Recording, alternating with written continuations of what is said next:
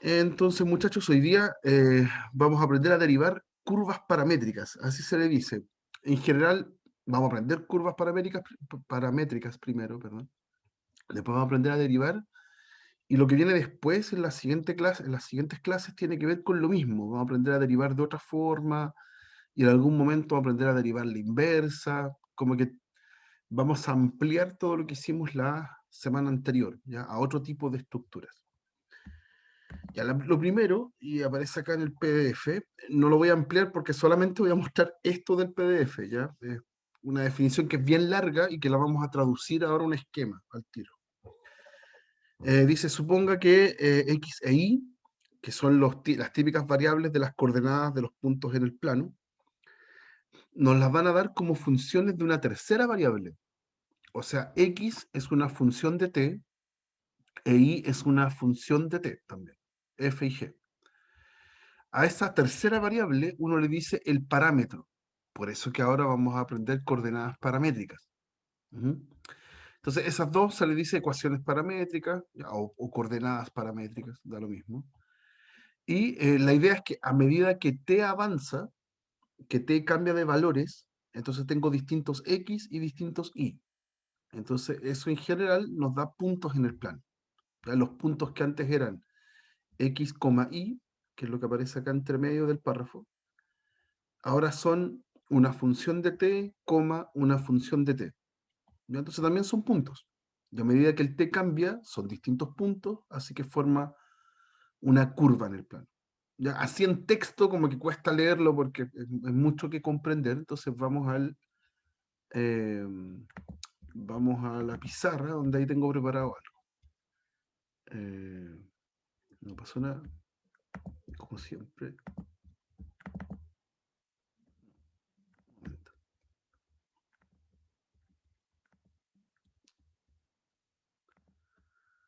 No sé qué dice.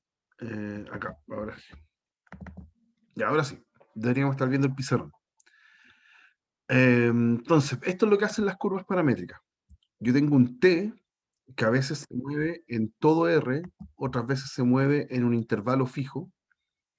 ¿Ya? Ahí tengo un t entonces que se mueve en un intervalo. Eso está al lado izquierdo. ¿Ya? Y a través de una función en el fondo, R la vamos a llamar R de t, yo mando ahora este valor que está en la recta numérica, lo mando a un punto donde el punto tiene primera coordenada, una función de t, que en general lo vamos a llamar x de t, y una segunda coordenada que también es una función de t, que la llamamos y de t. ¿Ya? No sé, es una función, tienen que entender esto, que es súper importante esta parte. Este tipo es una función,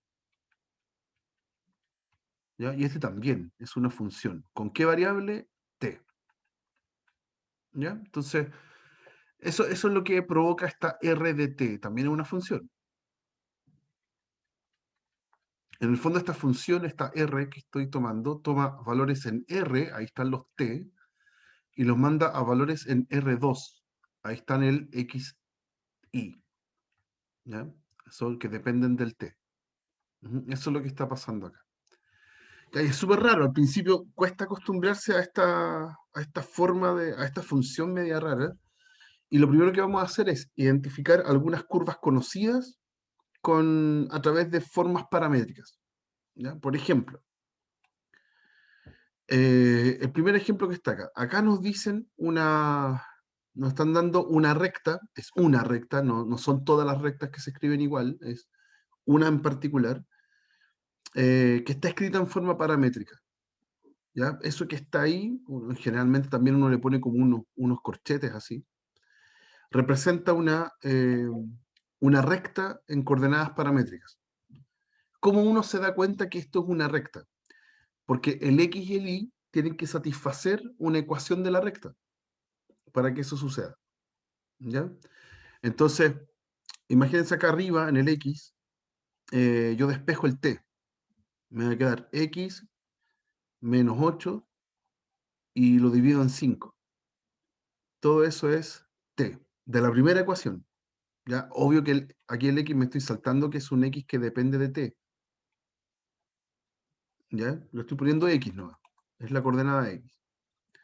Y por otro lado, en la segunda ecuación también puedo despejar t. Me queda i menos 8 partido en 3 es igual a t. ¿Ya? En los dos casos tengo t, así que los igualo. Entonces, x menos 8 partido en 5 es igual a i menos 8 partido en 3. Multiplico cruzado y ya me queda una ecuación de la recta típica. 5i menos 40. No sé, puedo pasar los términos al lado izquierdo. Aquí me va a quedar más 16 igual 0. Y es una ecuación de la recta.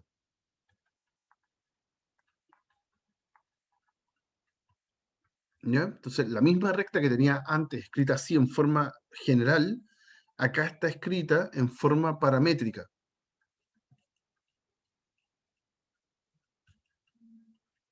En forma paramétrica. Para distintos valores de t, que t se mueve en los reales, yo tengo distintos valores de x y distintos valores de y, pero no están puestos al lote, están puestos de manera que forman una recta. ¿Ya? Así que así está escrita una recta en forma paramétrica. Ya, pero eso, un ejemplo hay. Puedo poner aquí distintas constantes y tengo otras rectas. ¿Ya? Pero ese es como el estilo de cómo uno escribe una recta. ¿Ya? Ahí tenemos un ejemplo. No sé si hay dudas con este ejemplo, antes de pasar a otros. ¿No? Otro. Ahora tengo una parábola. ¿Ya? Y de nuevo, esta es una ecuación, es una, ¿cómo se dice? Una representación paramétrica, esto que está acá. El x depende de t, en este caso x de t es t, y el y de t es 3t cuadrado. ¿Ya? Con t, el t se mueve en los reales. Para distintos valores de t, yo tengo distintos x, y. No sé, por ejemplo, si t es 0, yo tengo que el x es 0. Y por otro lado tengo que el i es 3 por 0 al cuadrado, así que el i también es 0. Así que ahí el punto sería el 0, 0. ¿Ya? Y si t es, no sé, si t es menos 1, entonces el x me quedaría menos 1 y el i sería 3. Así que ahí tengo el punto menos 1, 3. ¿Ya? Distintos valores de t nos están dando distintos puntos. ¿Ok? Ahora, lo importante es que acá me están diciendo que esto es una parábola. ¿Y cómo me doy cuenta que es una parábola? Bueno, de la misma forma que me doy cuenta cuando es una parábola en general. Tiene que satisfacer una ecuación de la parábola. ¿Ya? Y acá, claro, no puedo despejar el t, no tiene sentido despejar el t. Arriba sí, porque arriba me dice que x es igual a y. Perdón, x es igual a t. Ahí tengo el t despejado también. Pero abajo me dice que y es igual a 3t cuadrado, como que no puedo despejar acá, me va a salir un más menos que no quiero.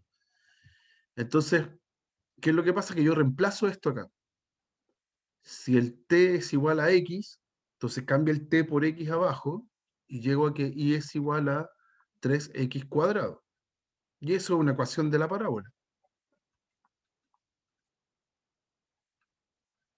Ya, una parábola con centro en el origen, de las facilitas.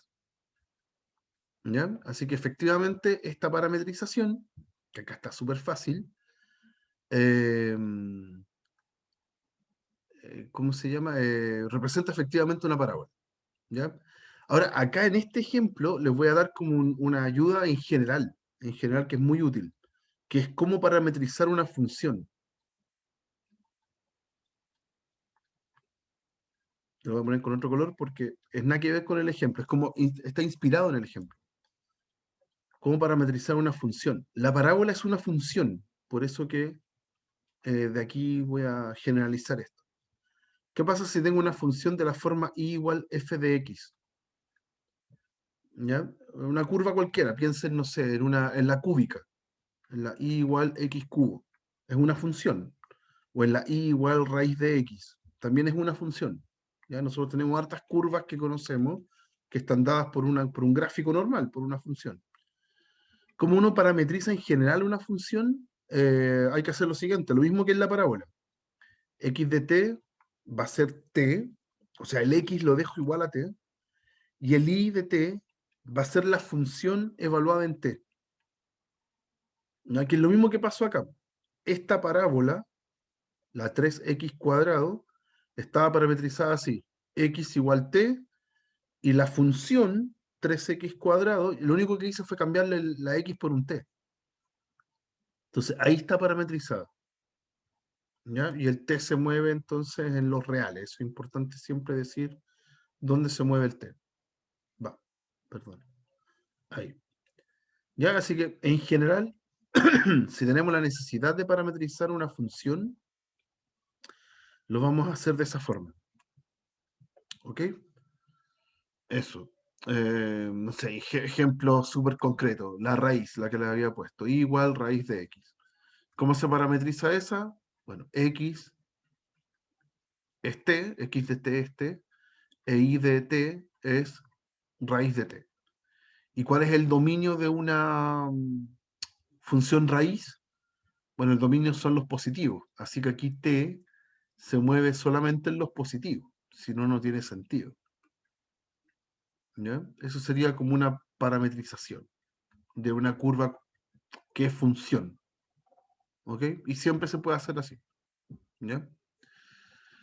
Eso. ¿Qué más? Otro ejemplo. Otro ejemplo. Aquí pasamos por unas que son re fáciles. En general, cualquier función yo la puedo parametrizar súper fácil. Lo interesante está en las que no sean funciones. Por ejemplo, una circunferencia. Una circunferencia no es función. ¿Se acuerdan cuando al principio del curso definimos función? La gracia para que sea función es que para un valor de x yo tenga una sola imagen. En la circunferencia eso no pasa. Ya tengo dos imágenes. Ya está formada por dos funciones. Una por arriba y una por abajo. ¿Ok? Así que la circunferencia no es función. Voy a hacer un gráfico mejor acá al lado porque este lo vamos a usar un poquito más. Ya, acá ahora, súper exótico, apareció una parametrización, pero está escrita con trigonometría, lo que es rarísimo. ¿Y aquí tiene que ver la trigonometría con la circunferencia? Bastante en general. Aquí dice que mi x es r coseno de t, mi y es r seno de t, t entonces es un ángulo, y ese ángulo se mueve entre 0 y 2pi. ¿Ya? Entonces, ¿cómo me doy cuenta que esto es una circunferencia que efectivamente para distintos valores de t me dan puntos que están encima de una circunferencia? Lo mismo de antes, porque el x y el y van a satisfacer una ecuación de una circunferencia. Entonces, ¿cómo era la ecuación de la circunferencia? Tenía valores de x al cuadrado, cosas con y al cuadrado, igual un radio al cuadrado. Y esto va a pasar, porque si yo elevo el x al cuadrado, me queda el r coseno de t al cuadrado. Y si elevo el y al cuadrado, me queda el r seno de t al cuadrado. Y cuando yo calculo eso, me queda r cuadrado coseno cuadrado de t, r cuadrado seno cuadrado de t en el caso del y, y si lo sumo, voy a obtener que x cuadrado más y cuadrado es lo mismo que r cuadrado factor de coseno cuadrado más seno cuadrado de t. ¿Ya? Y eso, identidad fundamental, todo esto da 1. Así que efectivamente el x cuadrado más y cuadrado es r cuadrado. Y satisface una ecuación de la circunferencia.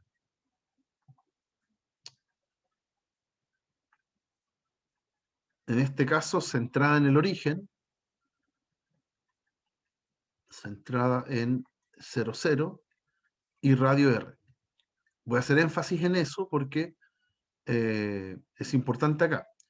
Lo vamos a graficar, obviamente es la circunferencia de siempre, ¿ya? Pero ahora la voy a pensar en el gráfico recorriendo el t. Aquí voy a mostrar cómo trabaja uno cuando a uno le dan una curva paramétrica, cómo uno la va graficando, cómo uno se va dando cuenta, cómo es la forma de la curva. Por ejemplo, acá si t fuera 0, si t es 0, t es el ángulo, fíjense en eso, t es el ángulo.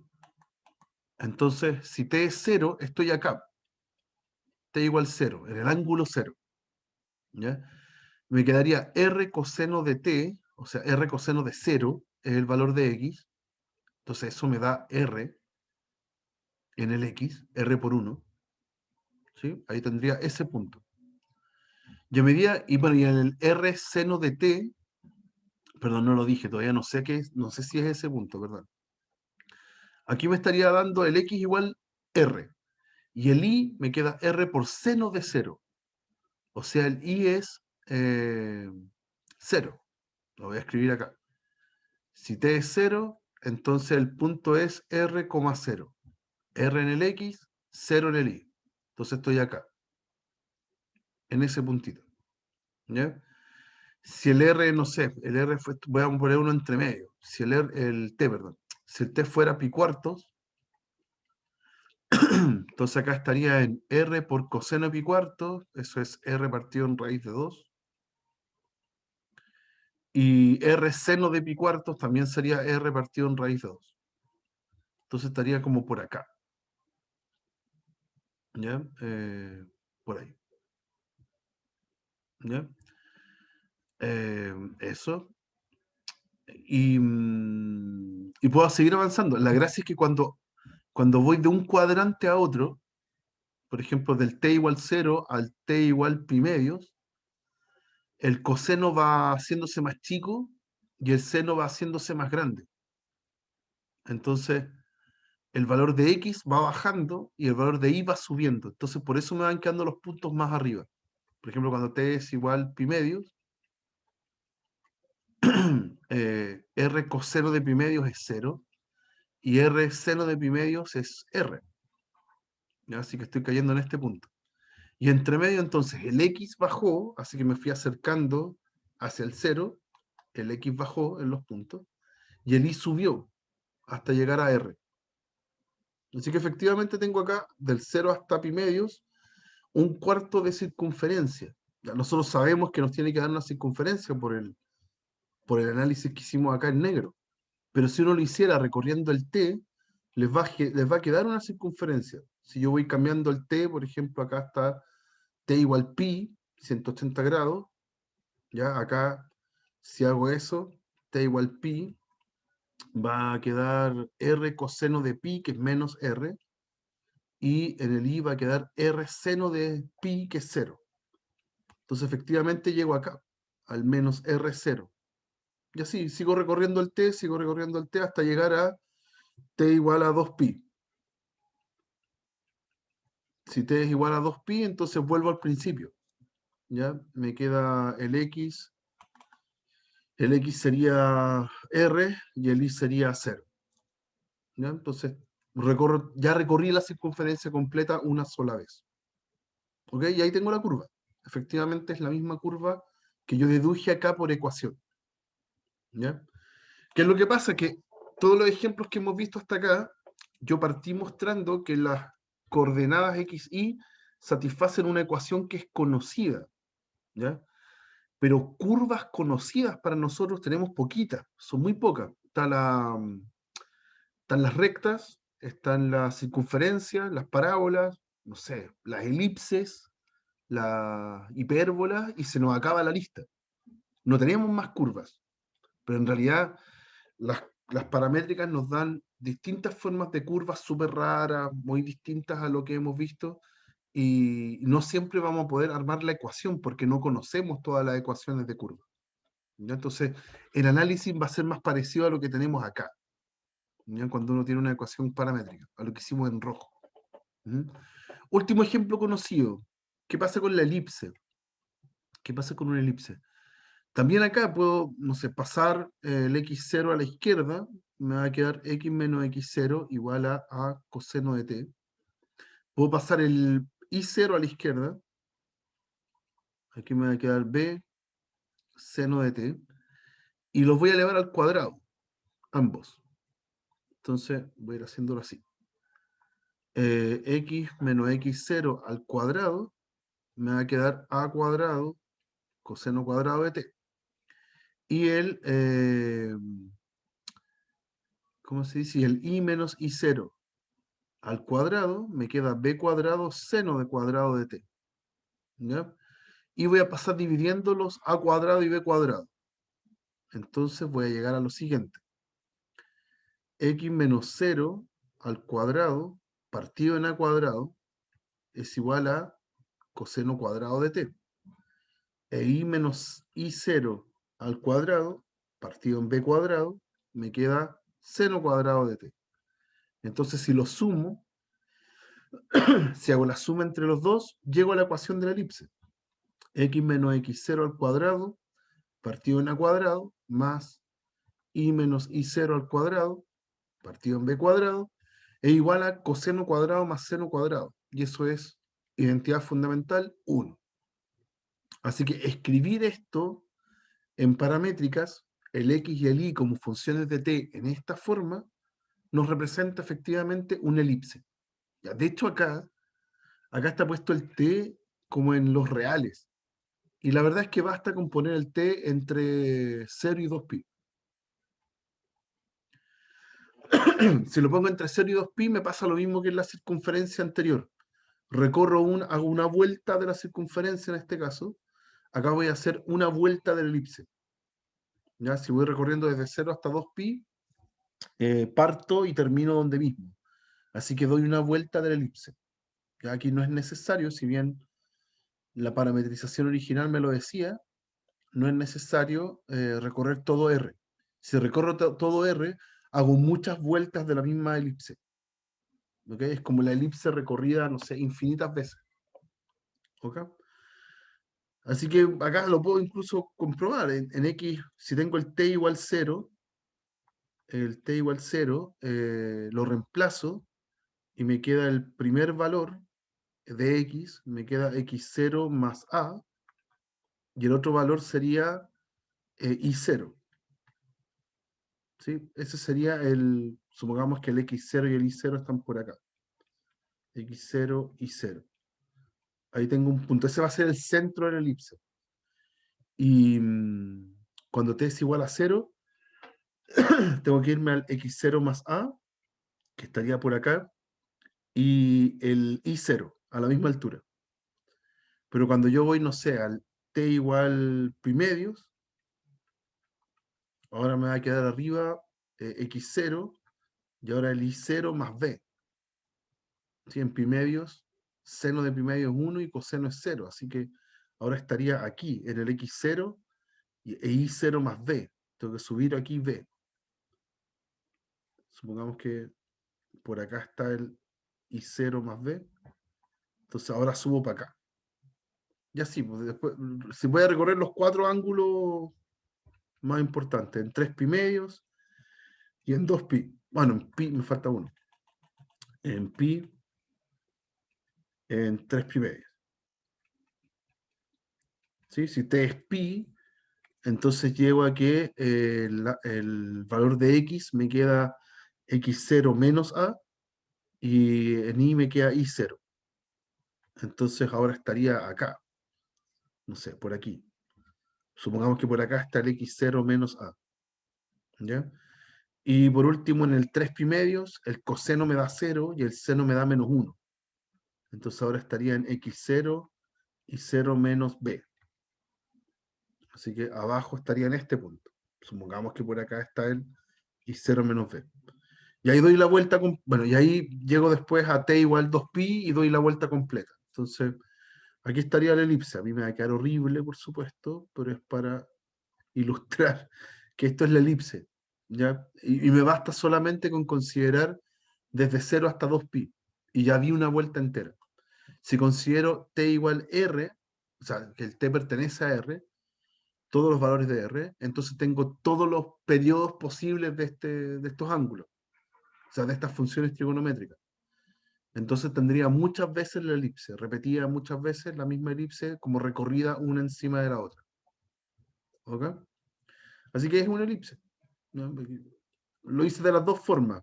eh, Viendo la ecuación, viendo que efectivamente cumple una ecuación, y recorriendo los t. ¿Ya? Entonces, insisto en esta idea. Si la curva es una curva conocida, estas estructuras que hemos visto hasta acá en formas paramétricas son todas súper estándar. Son las que hemos visto hasta acá, para elipse, circunferencia, parábola y recta. ¿Ya? Pero puede que nos topemos con expresiones paramétricas que no son una curva que nosotros conozcamos.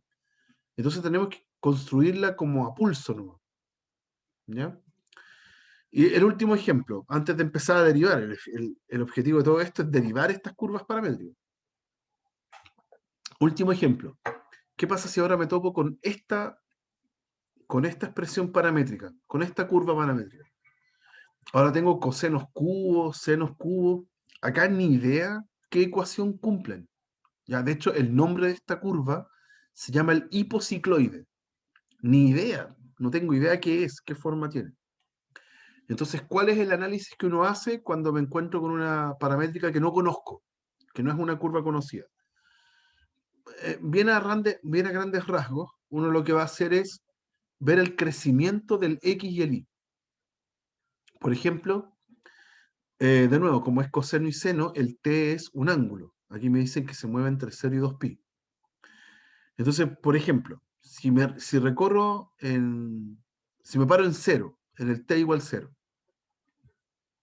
voy a hacerlo acá, en el t igual 0.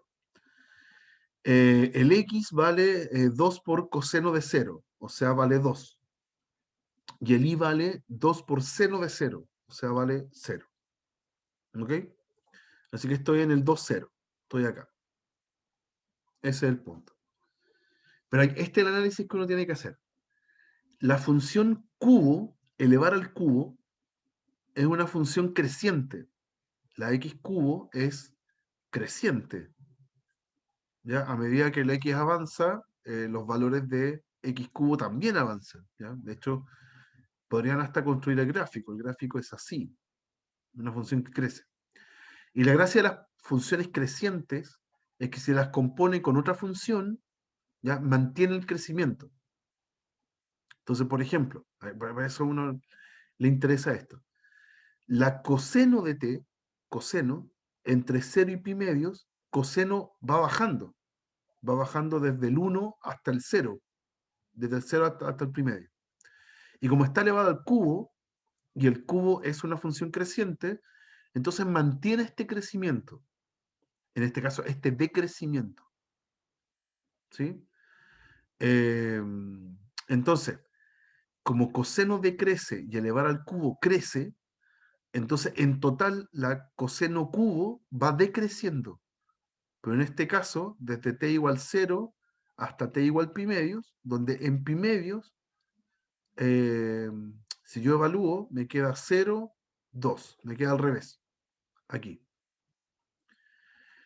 Entonces, como la coseno cubo decrece, significa que los valores de x se van acercando cada vez más a 0. ¿Sí?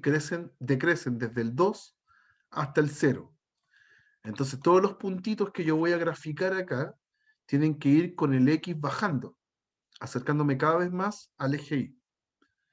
En cambio, la función seno es una función que crece entre 0 a pi medios.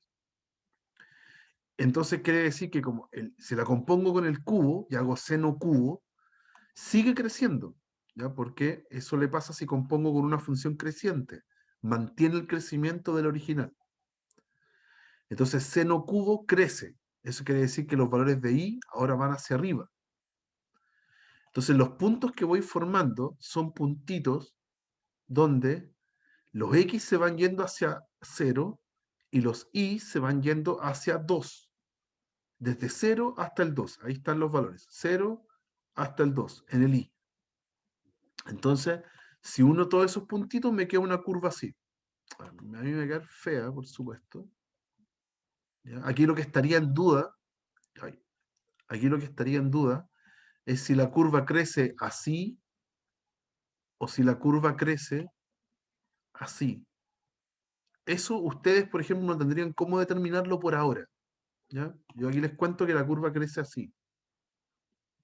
¿Ya? Habría que graficarla con un graficador como el GeoGebra, por ejemplo. Pero ahí está la curva.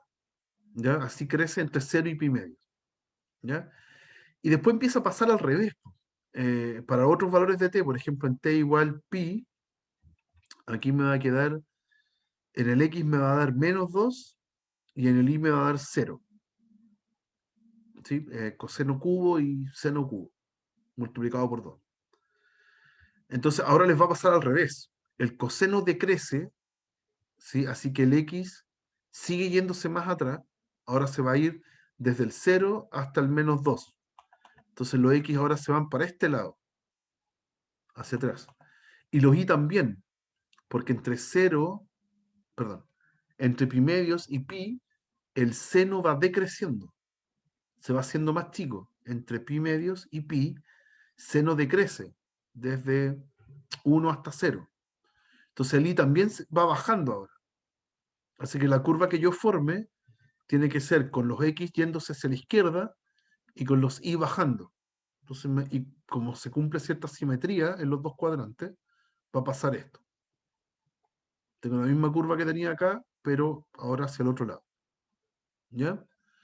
Y así voy construyendo esto, por ejemplo, en 3 pi medios. Acá va a valer coseno de 3 pi medios es 0, seno de 3 pi medios es menos 1, por 2 menos 2, y ahora voy a cortar acá en menos 2. Entonces la curva va a ser así, y voy a terminar dando eh, la vuelta completa entre 3 pi medios y 2 pi, donde vuelvo al punto original. Y ahí tengo la curva.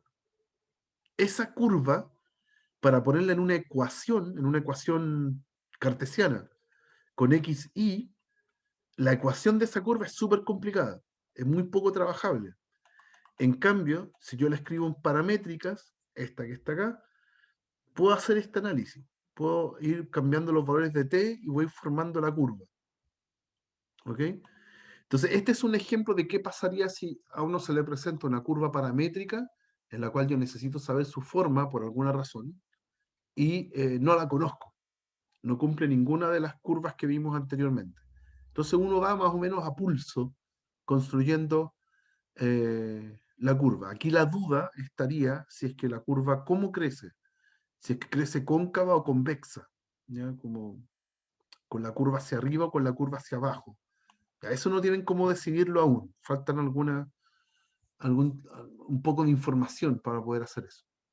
¿Ya? Pero por ahora hay que saber si crece o decrece. ¿Ya? Para dónde va la curva. Eso, ahí tenemos algunos ejemplos. La primera parte de esta sesión se va a tratar de eso, de que conocieran las curvas paramétricas en general. ¿Ya? Es re complicado tratar de explicar esto en 20 minutos. ¿Ya? Es súper jodido, ¿ya? No es como para que queden súper seguros en curvas paramétricas, pero es para que las conozcan. Esa es la primera parte. No sé si hay alguna duda o comentario acá, chicos, sobre esto. Ya, lo que vamos a hacer ahora es derivarlas. ¿Ya? Estas curvas que están en esta forma vamos a aprender a derivarlas. Ujú. Entonces, ¿cómo se deriva? Vamos a hablar de un estilo de derivada que se llama la derivada paramétrica. ¿Ya? Hay una primera parte que es como harta teoría, pero vamos a llegar a una fórmula. Y esa fórmula nos permite derivar rápidamente, no es tan complicado. Aquí dice, consideremos una curva con ecuaciones paramétricas. Esta que está acá, la típica. X es x de t, y es y de t, con t moviéndose en un intervalo. Hay que partir de la suposición de que tanto el x, el y, el x' y el y' son funciones continuas. Y además que el de x a de t, la derivada de la función en x, sea distinto de cero. Todo eso es para asegurar que se pueda hacer algo que vamos a analizar en un par de clases más adelante, que es como encontrar la derivada de la inversa. ¿Ya? No nos vamos a meter mucho acá, solamente para justificar esta parte. Eh, o sea, lo que quiere decir esta situación es que yo puedo encontrar, en vez de hacer de x a de t, o sea, derivar x con respecto a t, uno puede encontrar de t a de x, ya que es como la derivada al revés. La derivada al revés es la derivada de la inversa. Insisto, lo vamos a ver con más detalle más adelante. Pero esta condición que está aquí me permite asegurar la existencia de esa derivada inversa, ¿ya? Que nace a partir de acá. Y si yo despejo eso, me queda que el dta de x, dta de x, es 1 partido en dx a dt. Ya, insisto, todo esto lo vamos a ver después, solamente la parte teórica que justifica lo que viene a continuación. Entonces, cuando yo tengo paramétricas y yo quiero hacer la derivada de y con respecto a x, que es lo que está acá escrito, voy a hacer regla de la cadena. Yo voy a hacer de i a de t, porque yo tengo la función i de t, así que voy a hacer de i a de t, y multiplicar por de t a de x. ¿Ya? Es como una compuesta, como si el t dependiera del x. ¿Ya? Entonces, es lo mismo que escribir el i' en t de x, multiplicado por la derivada del t con respecto a x. Eso es lo que estoy haciendo acá. Esa es una regla de la cadena. Es derivar la función que está más por fuera y derivar la que está dentro. La que está dentro es t, pero la estoy pensando como una función inversa del x. ¿Ok? Lo que es raro, por eso que como que causa escozor. Pero es regla de la cadena. Y si es así, entonces de i a de t, que sería el i' de i a de t, por el de t a de x que tengo escrito acá. Entonces, 1 partido en dx de t. Y por eso llego a esta fórmula. De i a de t partido en dx de t. Esto que está aquí es la derivada paramétrica. ¿Ya? Es nuestra fórmula para derivar. Lo que pasa es que acá muestro la justificación de a dónde sale la fórmula. Pero esto es, uno si limpia todo, llega que el de i a de x, la derivada que a uno le gusta hacer siempre, si está aquí en forma paramétrica, se hace como de i a de t partido en dx a de t. Esa es mi fórmula en general. ¿Ya? La justificación de eso pasa entre medio por una derivada inversa. ¿Ya? Así que no es, o sea, por supuesto que no lo van a entender acá. Este paso que apareció aquí, ese, todavía no lo conocen con certeza, entonces se ve medio extraño, pero lo vamos a ver después. Ya está, esa es la fórmula. ¿Ya? De i a de x se calcula así. Ujú. Eso. Ahora, un pequeño paréntesis. Aquí ya tenemos la forma de cómo vamos a derivar una curva paramétrica. Aparece de inmediato acá, y de hecho aparece como en dos pasos distintos, derivadas paramétricas de orden mayor. ¿Qué pasa si yo derivo más veces? Eso se le dice una derivada de mayor orden, en este caso de segundo orden, ahí, de segundo orden o bien de orden n. ¿Ya? Eso, aquí hay como un loop en la materia, porque es raro presentarle esto si no hemos visto esto en forma normal. Así que aquí voy a hacer un pequeño paréntesis. Paréntesis. Y voy a explicarles qué pasa con las derivadas de orden mayor, como en las funciones que vimos la semana pasada. Derivadas de orden mayor. ¿Ya? Se les dice derivadas superiores también, de orden superior. Como esa palabra mejor es más fiel a lo que aparece en los libros. De orden superior. Por ejemplo, si usted tiene una función, lo voy a pensar como en las funciones que vimos la semana pasada. Si usted tiene un i igual f de x, ¿ya? Por supuesto que usted puede encontrar la derivada. La derivada de primer orden es la f' de x y le da una función. ¿Ok? También se puede escribir como de i a de x. Lo habíamos visto, notación Newton versus notación Leibniz. Ambas son la misma función. Pero puedo seguir derivando, son funciones, así que puedo volver a derivar, si es que pudiera. Entonces, la de segundo orden, en la notación Newton, se escribe así, 2'. Esa es otra función, que es agarrar la anterior y derivarla. Es, la vamos a escribir así, como es la primera vez que lo estamos viendo, lo vamos a escribir de esta forma. Es tomar la función que estaba arriba y volver a derivarla. Eso significa la derivada de segundo orden. Y si lo hago en notación Leibniz, Entonces es tomar, se escribe así, es la segunda derivada con respecto a x. Se escribe así. Se le pone como un cuadrado al d de arriba y un cuadrado al x de abajo. ¿Ya? ¿Y por qué se anota así? Porque es tomar la función anterior y derivarla con respecto a x. Esa es la lógica, y por eso esta notación. ¿Ya? Es como si estuviera arriba, es como si hubieran 2D y abajo como si hubieran 2x. Por eso que se anota así, o el de x al cuadrado, si quieres pensarlo en esa forma. ¿Ya? Pero es notación, representan la misma función. ¿Ya? El f2' o el d2i de x2. Es la misma función, esta es la función derivada dos veces. Y uno puede seguir entonces con la de tercer orden, que se anota f3', y en la notación Leibniz se anota de 3i de x3, ¿ya? Pero son la misma función. ¿Ya?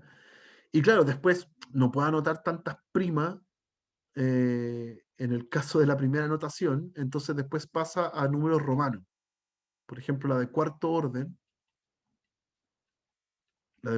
se anota así, no son 4 primas, sino que se anota con números romanos. Es f cuarta de x. Ahí como entre paréntesis se le pone un 4. No es una potencia, no es la inversa, es una derivada. Cuando está escrita así entre paréntesis y números romanos. De repente aparecen libros entre paréntesis y el número. Por ejemplo, ahí esa significaría la derivada cuarta. ¿Ya? Derivar 4 veces una función. Ok, y en notación Leibniz sigue siendo la misma de siempre. Es d4i de x4. ¿Ok? Y puedo seguir y llegar a la derivada enésima. Enésimo orden.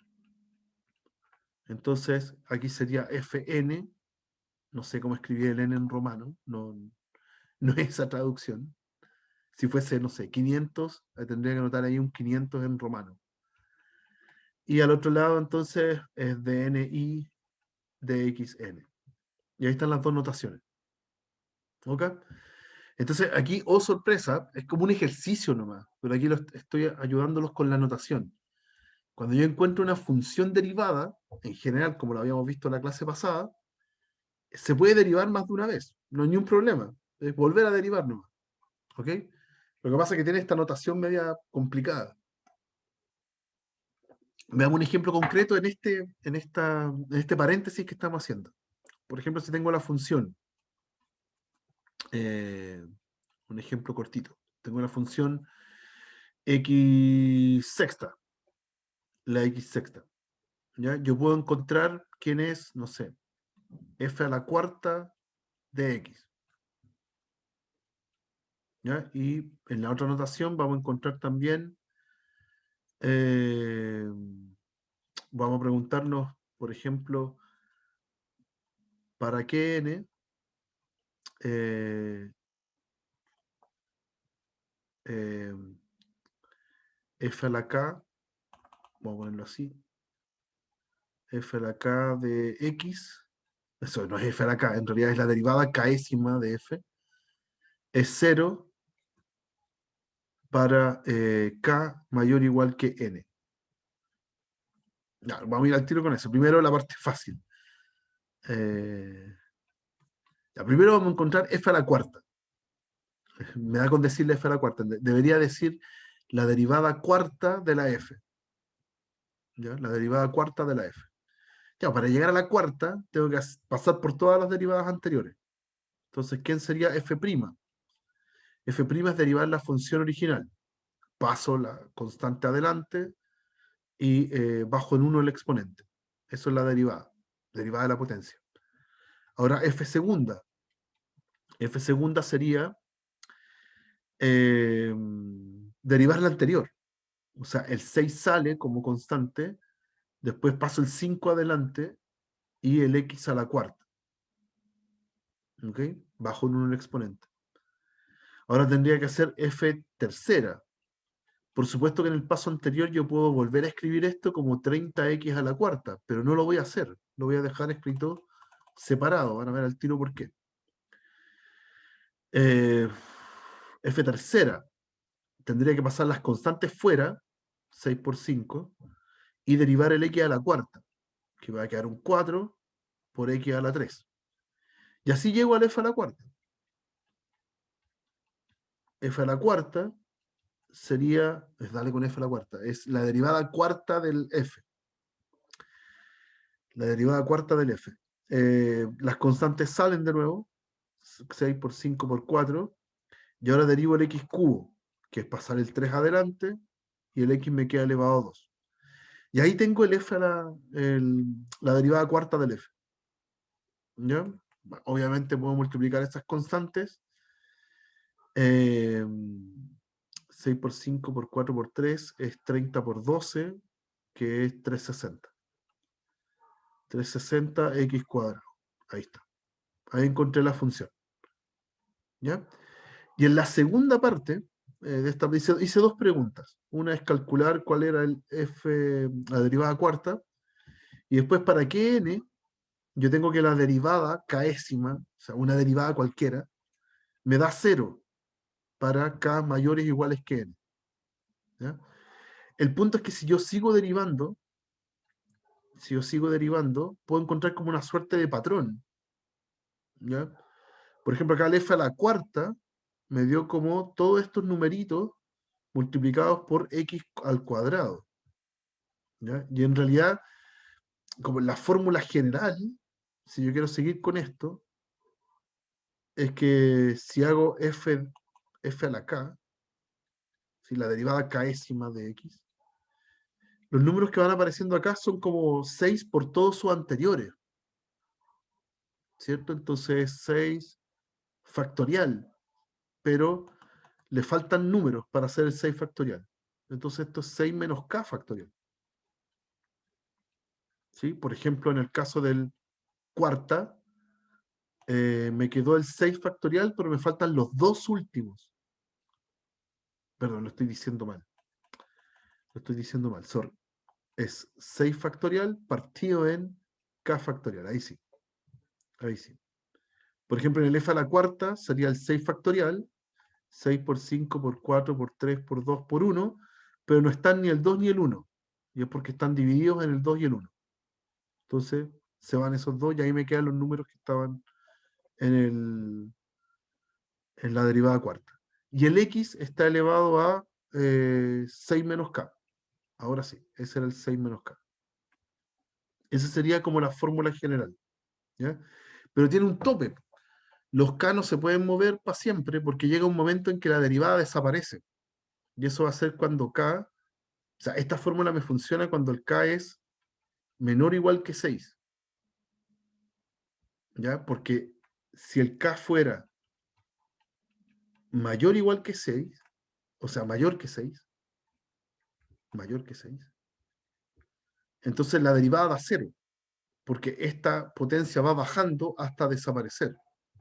¿Ya? Me da como cosa mostrarlo, no quiero alargar más esto, pero es así, pues la derivada quinta me hubiera dado 6 por 5 por 4 por 3 por 2 por x a la 1. Y la derivada sexta me hubiera dado 6 por 5 por 4 por 3 por 2 por la derivada del x, que es 1. ¿Sí? Y la derivada séptima, cuando sigo con esto, ya estoy derivando una constante, ya no hay x. Entonces, ¿cuánto es la derivada de una constante? 0. ¿Ok? Entonces, acá está la forma general, aquí está la fórmula general de la derivada en este caso. ¿Sí? Si el k es menor o igual que 6, tengo esta fórmula. Así encuentro todas las derivadas que están entre medio. Pero si me paso del 6, si ahora tengo una derivada más grande que el 6, entonces me da 0. Si la derivada séptima me dio 0, la derivada octava me sigue dando 0, y la derivada novena, y la décima, y todas las que vienen después, porque es derivar la función anterior. Así que la respuesta para esa segunda parte, ¿cuál es el n? Donde la derivada da 0, Bueno, del 7 para adelante. ¿Ya? Entonces, para k mayores iguales que 7, la derivada késima me da 0. ¿Ya? Y ahí estoy contestando lo que me preguntaron acá. ¿Ya? Pero eso, más allá de este ejercicio puntual, que es típico, pero por alguna razón no aparece antes en la materia, y hay que verlo, eh, eso es bastante típico en las derivadas múltiples, derivadas de orden superior. ¿Ok? Se puede derivar más veces. ¿Ya? Y es muy común toparse en las guías con derivar coseno, por ejemplo, muchas veces, o derivar el seno muchas veces. ¿Ok? Eso es como, se puede hacer, no hay ningún problema. ¿Ya? Eso, con este paréntesis de las derivadas de orden superior, ¿se entiende lo que se hace? ¿Se entiende la notación, por lo menos? La notación del qué significa derivada de orden 2 o derivada de orden 3, etcétera. ¿Hay alguna duda con eso? ¿No? Ya. Ya, pasemos a ver qué pasa con las derivadas de orden superior, pero en paramétricas. Ya esto era, si tengo una función, partimos desde una función, y que la derivamos muchas veces, ahora hay que ver qué pasa en las paramétricas. ¿Ya? Por ejemplo, se va a entender con la segunda, con la de segundo orden. Con la de segundo orden es suficiente, después la fórmula es súper entendible. Está en notación Leibniz, es más cómodo pensarlo así en este caso. ¿Ya? Cuando yo quiero derivar y con respecto a x, acuérdense que en este caso estoy pensando en una paramétrica.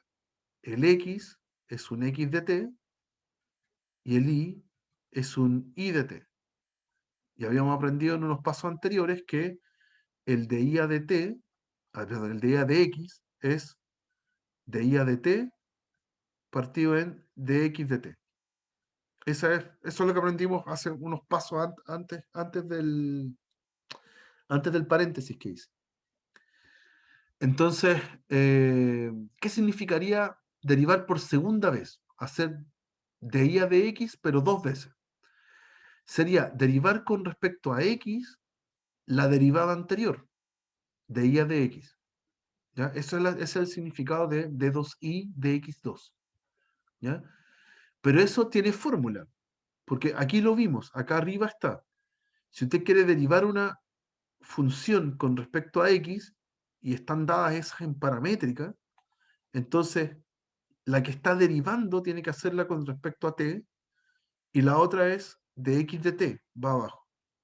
Entonces en este caso de la segunda derivada, tiene que arriba derivar con respecto a t la de i a de x y abajo, bueno, aparece el de x de t como siempre.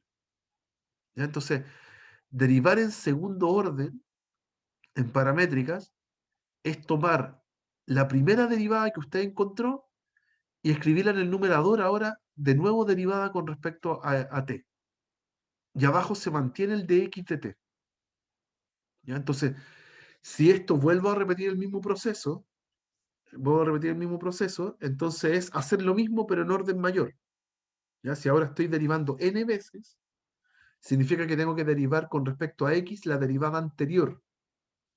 Y eso es tomar esa derivada anterior y derivarla con respecto a t arriba y abajo mantengo el de x de t. Eso no va aumentando. Solo aumenta arriba, porque arriba está la función derivada con respecto a t.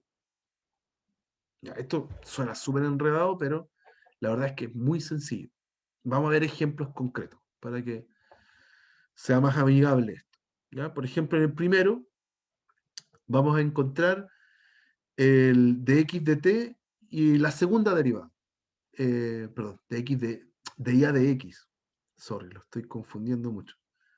Vamos a encontrar de i a de x, o sea, la derivada con respecto a x, y la segunda derivada con respecto a x. Pero el problema es que la curva no es una función, está dada en paramétricas. ¿Mm? Entonces, porfa, si aquí no se entiende, me tienen que interrumpir porque esta es la parte central al final. Después de todo este preámbulo gigante en donde uno les tiene que explicar las paramétricas y las derivadas de orden superior, ahora ya estamos en condiciones de juntar todo esto en ejemplos concretos. Ya vamos a encontrar de y a dx. Significa que estoy pensando que la variable y la voy a derivar con respecto a x.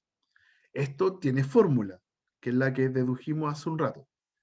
Es de y a dt partido en dx dt. ¿Ya? Pero eso lo puedo calcular, porque el y es una función de t. Así que la puedo derivar acá arriba. ¿Cuánto es la derivada de 3 coseno de t? El 3 sale y derivo el coseno, que es menos seno. Ahí derivé de i a dt, porque ahí tengo la función. Ahí es función. Puedo derivarla como a mí me gusta. Y abajo lo mismo. El de x de t, el x también es una función de t. Entonces ahí puedo derivar, como uno está acostumbrado desde la semana pasada. El 2 sale porque es constante y derivo el seno, que es coseno. ¿Ya? Así que en total esto me quedó 3 medios, menos 3 medios, de seno partido en coseno, es tangente de t. ¿Ya? Ahí está. Ahí encontré la derivada de y con respecto a x y me da una función de t. ¿Ya? Porque está en paramétricas. Así que me tiene que dar como una función de t. Ya, después, ¿qué nos piden? La segunda derivada. Ahora necesitamos la segunda derivada. Entonces, d2i dx2. Ya. Derivar por segunda vez significa tomar la primera derivada y derivarla con respecto a x. Eso es lo que tenemos que hacer. O sea, si sigo la fórmula anterior, aquí está la fórmula. Ahí está la fórmula anterior.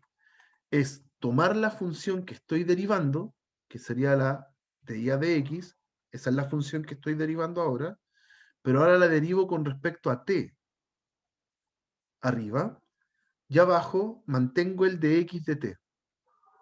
Abajo no cambia, lo único que cambia es la función que estoy derivando, que ya no es y, sino que ahora es la derivada, es de y a de x. Entonces, bueno, tomo la función. ¿Quién es de y a de x? Es la función que encontré acá. Esa función que encontré ahí tengo que derivarla ahora con respecto a t. Entonces, lo voy a escribir. dA de t de la función menos 3 medios tangente de t. Y abajo tengo el de x de t, que ya lo había escrito antes. Es 2 coseno de t. ¿Ok? Entonces, derivo arriba con respecto a t. El menos 3 medios sale y la derivada de la tangente es secante cuadrado. Es parte de lo que vimos la semana pasada. ¿Ya? Derivada de la tangente de t es secante cuadrado de t. Y abajo tengo 2 coseno t. O sea, todo esto se puede simplificar, porque secante es 1 partido en coseno. Todo esto lo puedo escribir como menos 3 cuartos por secante cubo de t. ¿Ya? Porque el 1 partido en coseno es secante. Si lo junto con el otro, me queda secante cubo. ¿Ya? Así que ahí llegamos. Esa es la segunda derivada. ¿Ok? Pero pasa por esta parte clave. Esa parte clave.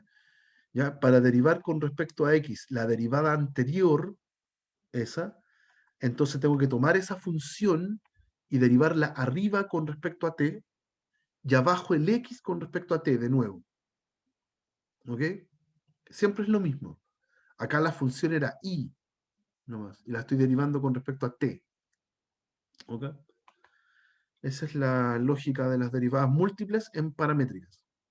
¿Mm? Y la gracia de poner curvas paramétricas, la otra gracia que queda un poco, como que pasa un poco desapercibida, es que a estas curvas yo les puedo encontrar sus rectas tangentes igual. ¿Ya?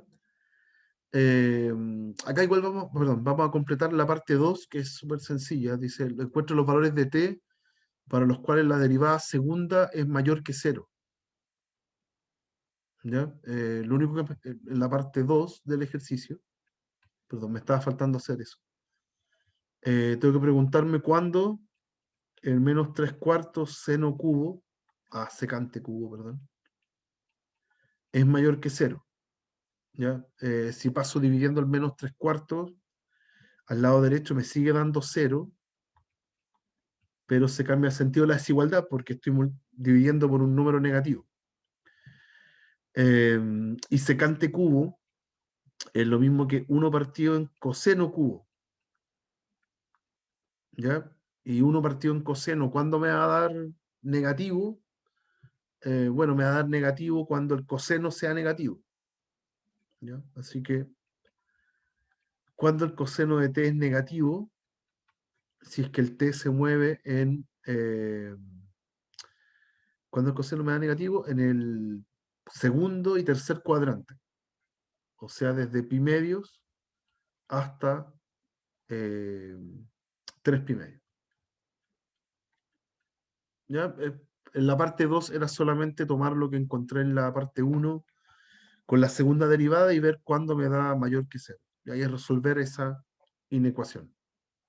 ¿Ya? Que tiene trigonometría, pero es solo pensar dónde el coseno me da negativo. ¿Ya? Y eso es. Ok. Eso. Ya, lo que le estaba diciendo con respecto a la tangente. Una vez que uno aprende a derivar, y esto uno lo practica harto, aprende a derivar en forma paramétrica y derivar muchas veces en forma paramétrica con derivadas de orden superior. También el otro tipo de pregunta tiene que ver con las rectas tangentes. Como las curvas paramétricas representan eso mismo, curvas, entonces tiene sentido encontrar de nuevo las rectas tangentes. Pero la recta tangente, esta vez su derivada, va a estar dada en forma paramétrica. Esa es la gran diferencia. Entonces, por ejemplo, tengo aquí, miren, me dicen un nombre raro, considere la cicloide. Esta es una curva que nosotros no conocemos, ¿ya? Hasta este momento. Si tuviera más tiempo hoy día, yo eh, qué forma tiene, pero no alcanzo, me quedan 4 minutos, ¿ya? Entonces lo que vamos a hacer es encontrar la tangente a la cicloide en el punto donde teta vale pi tercio. No voy a alcanzar a hacer eso, no, solo eso. ¿Ok? Entonces, la recta tangente, la solución de la 1, recta tangente,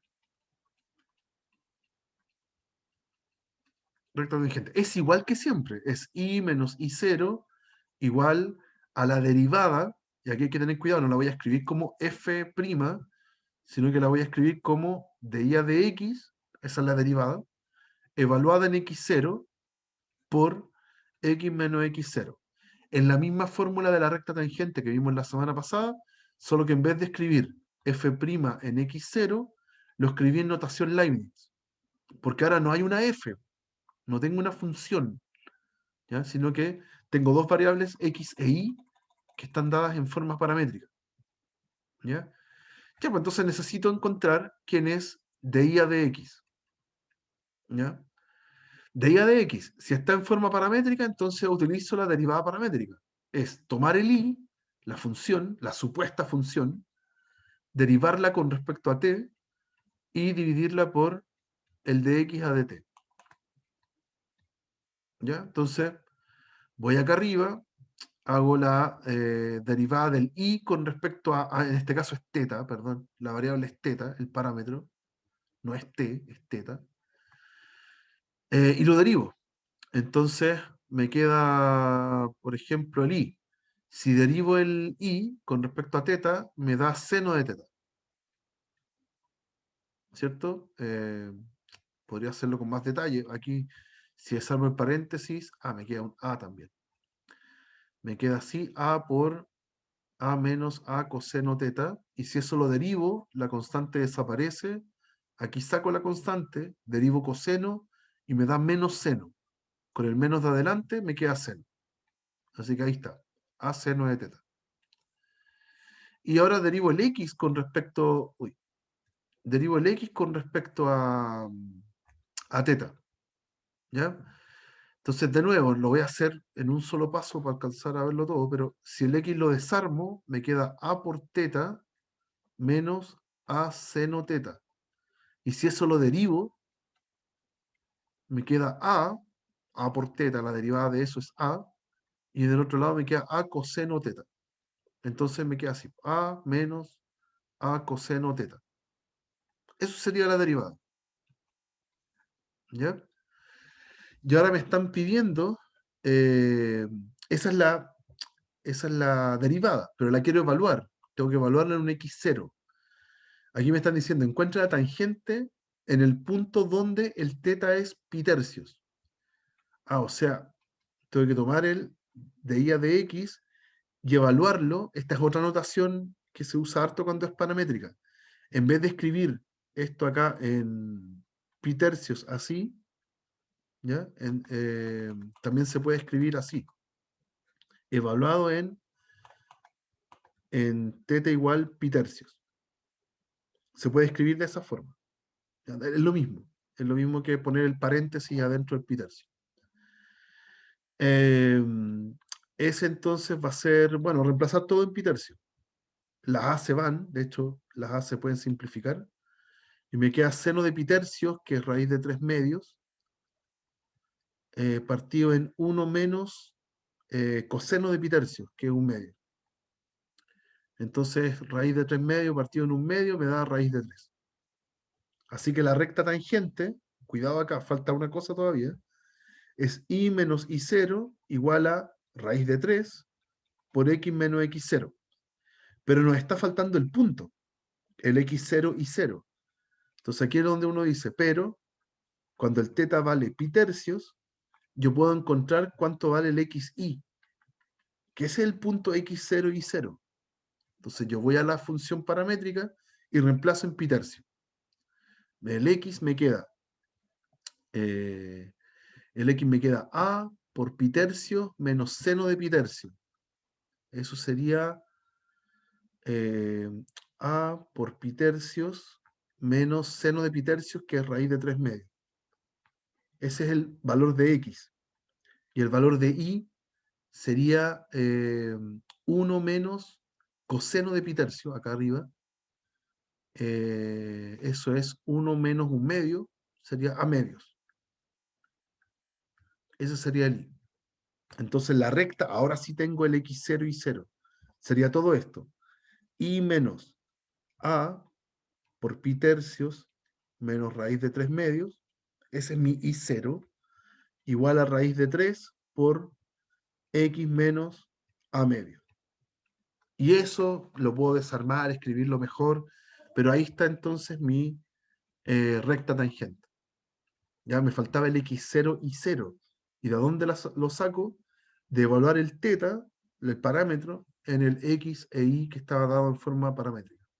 ¿Ya? Esta es la ecuación de la tangente. De la tangente cuando el teta es pi tercio. ¿Ok?